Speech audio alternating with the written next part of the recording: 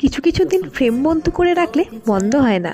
তো আজকের এই ছোট্ট ডেকোরেশন তার জন্য চকলেট, মোমবাতি, সাথে একটা লাল গোলাপ, সাথে এই ছোট্ট ছোট্ট কার্ড যার মধ্যে অনেকটা মনের কথা লেখা আছে।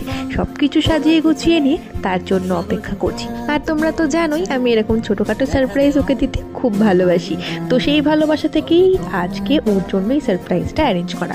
ওর আসার সময় হয়েই গিয়েছে, যতই হোক ভ্যালেন্টাইন্স উইক বলে কথা, একটুকু তো করতেই হয়, কি বলো? তো দীর্ঘ অপেক্ষার অবসান ঘটিয়ে সে এই মাত্র ফিরল বাড়ি।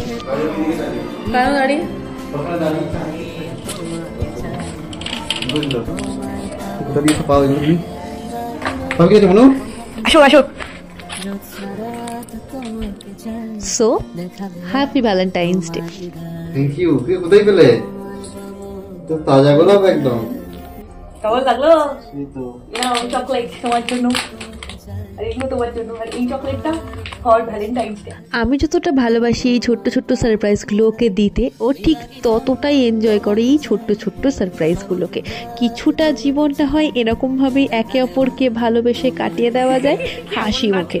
তো তারপরেই না দেখি ব্যাগ খুলছে, ব্যাগ খুলে কি জানি একটা খোঁজার চেষ্টা করছে। তখনই বুঝতে পারলাম নিশ্চয়ই কিছু আমার জন্য এনেছে। তো এই হচ্ছে দুটো ক্যাডবেরি, যেটা ও ভ্যালেন্টাইন্স ডে উপলক্ষে আমার জন্য নিয়ে এসছে। এটা একটু স্পেশালি বটে।